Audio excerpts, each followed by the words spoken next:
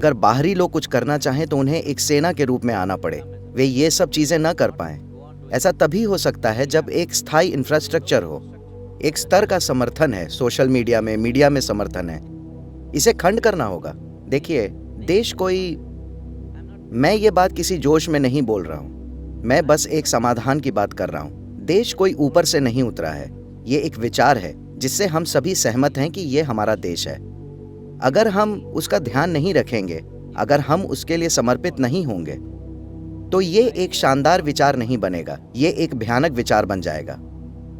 अभी हमारी ये समस्या है, बहुत से लोगों ने इस विचार को महत्व नहीं दिया।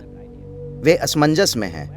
राजनेता भी वे या असमंजस में हैं या सोच रहे हैं कि किस रास्ते जाना है। इसकी वजह शायद ये है कि ज़मीनी स्थिति ऐसी है, क्योंकि मैं जानता हूं कि दूसरी ओर कई बिंदुओं पर पाकिस्तान को लगता है कि उन्हें कश्मीर मिलने ही वाला है। उन्हें कभी समझ नहीं आया कि चाहे वे कुछ भी कर लें, भारतीय सेना कभी उन्हें कश्मीर नहीं सौंपने वाली। ऐसा कभी नहीं होने वाला। मगर उस ओर एक छलावा है।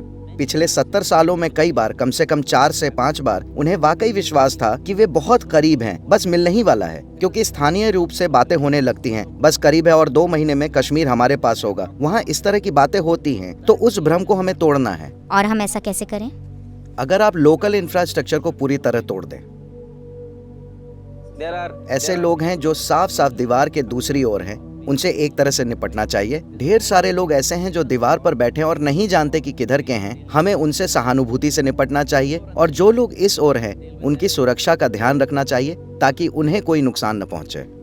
एक महत्वपूर्ण चीज, चाहे वो इस देश में कारोबार चलाना हो या इस प्रकार के मुद्दों को सुलझाना, उन लोगों को ठीक करना जो समर्थन करते हैं देश के खिलाफ काम करने वालों का, चाहे आतंक के रूप में या कई दूसरे रूपों में, देश को कमजोर बनाने के रूप में। 3 महीने में इसमें न्याय होना चाहिए। आपके पास पर्याप्त जज नहीं है, ठीक है, मैं कहता हूं अब समय है कि हम इसके बारे में सोचें कि जिम्मेदार नागरिक इस शहर के, मान लीजिए, क्या आप 1000 लोग नहीं खोज सकते जो पूर्वाग्रह से परे हों और किसी तरह का फैसला कर सकें? 5 लोग, 10 लोग, उनकी एक ज्यूरी बनाइए और सभी साधारण मामलों को निपटाइए।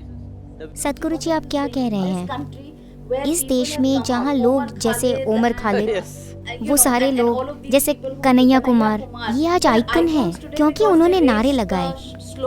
कम से कम वो उस दल में थे जिसने नारे लगाए, भारत तेरे टुकड़े टुकड़े होंगे, अफजल हम शर्मिंदा हैं, तेरे कातिल जिंदा हैं।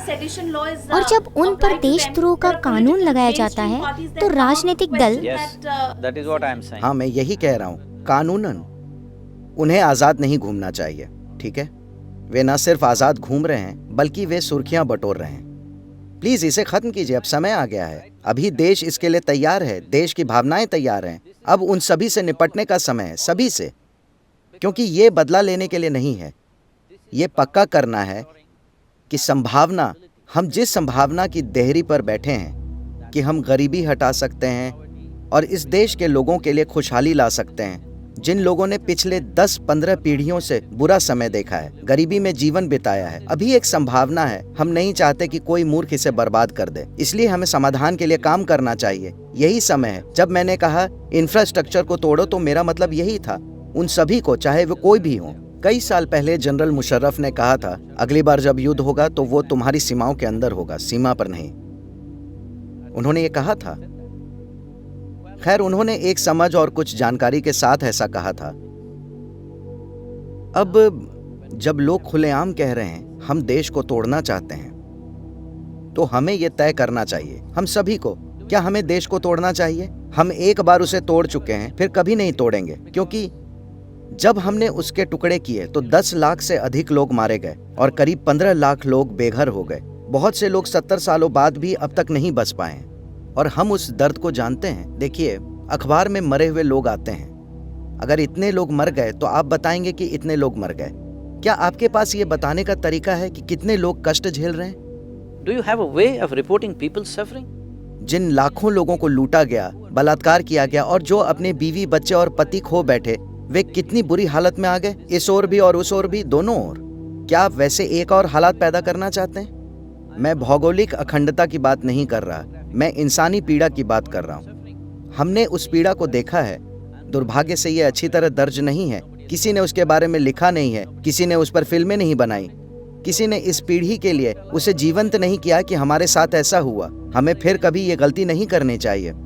तो जब देश की राजधानी में कोई खुलेआम कहता है टुकड़े टुकड़े, आप कानून की तमाम बारीकियों के साथ क्या कर रहे हैं? जो करना चाहिए उसे करें। Please do what you have to do. लोकतंत्र देश को चलाने के लिए है, उसे तोड़ने के लिए नहीं। लोकतंत्र देश को तोड़ने के लिए नहीं है। अगर कोई ऐसा समझता है तो उन्हें अब खुद को सुधारना चाहिए, क्योंकि लोकतंत्र मुख्य रूप से सत्ता का गरिमापूर्ण बदलाव है कि आप किसी रक्तपात के बिना सत्ता बदल सकते हैं, जो मानव इतिहास में कभी नहीं हुआ। सिर्फ लोकतंत्र के आने के बाद से ऐसा हो रहा है। तो लोकतंत्र का ये अर्थ नहीं है कि आपको एक देश के टुकड़े करने का हक है। हम एक बार फिर देश को तोड़ना नहीं चाहते। हम एक बार ऐसा कर चुके हैं, हमने पीड़ा देखी है।